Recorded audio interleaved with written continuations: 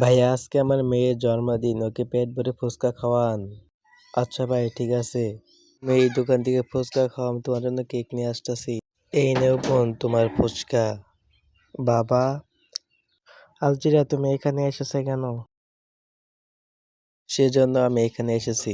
এই নেও টাকা, তোমার ফুচকা আঙ্কেলকে টাকা দিয়ে যাও। আর আমি তোমার জন্য কেক নিয়ে আসতেছি।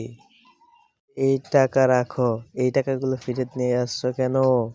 বাবা, আমি তো ওই আঙ্কেলকে টাকা দিতে গেছি, তারপর আমারও তো জন্মদিন, ওই মেয়েটার মতো টেন্ট হাউস কিনে দেও না। এখন তো দোকানের বেচাকেনি নাই, যা বেচাকেনি করি তা তো চাউল কিনতে ফুরিয়ে যায়, তোমাকে টেন্ট হাউস কিভাবে কিনে দিব? এই নাও বোন, এই টেন্ট হাউসটি তুমি রাখো। এই নিন আঙ্কেল, আপনার ফুচকা টাকা রাখুন। বোন, টাকা দিও না, আজকে তো তোমার জন্মদিন। এই ফুচকা আমার তরফ থেকে তোমার গিফট। সাব্বাস আলজিবা, তুমি ঠিক কাজ করেছো।